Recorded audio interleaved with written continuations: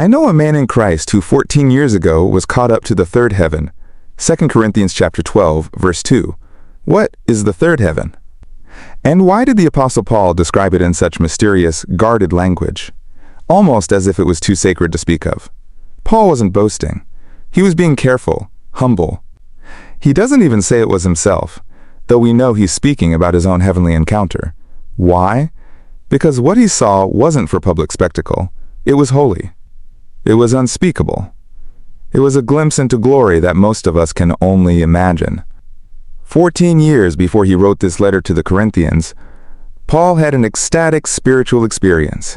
He was caught up, literally harpazo in the Greek, the same word used for the rapture in 1 Thessalonians chapter 4.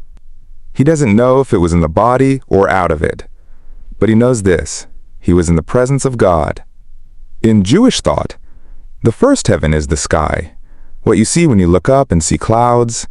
The second heaven is outer space, the stars, the moon, the galaxies. But the third heaven, that's the dwelling place of God himself, the spiritual realm beyond human reach, the place Isaiah saw when he cried, "Woe is me! For my eyes have seen the King, the Lord of hosts." Isaiah chapter 6, verse 5. Paul says he heard inexpressible things no one is permitted to tell. Words not just unutterable, but unlawful to speak. Why? Because some things are too holy for this earth. Some revelations are meant not to feed our pride, but to keep us humbled in awe. And lest he be exalted because of these revelations, Paul says, "There was given me a thorn in the flesh, to keep me from becoming conceited." 2 Corinthians chapter 12, verse 7. Even after tasting heaven, Paul was called back to earth, to suffering, to service, to grace that is sufficient. The third heaven was real. It was glorious. But Paul's message was this: heaven is not for showcasing, it's for sanctifying.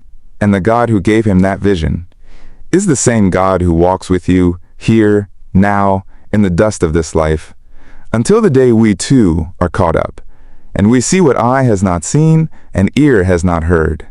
1 Corinthians chapter 2, verse 9. The third heaven is real. Stay ready. 2 Corinthians chapter 12, verses 2 to 4. Subscribe, like, and follow for more Bible mysteries revealed.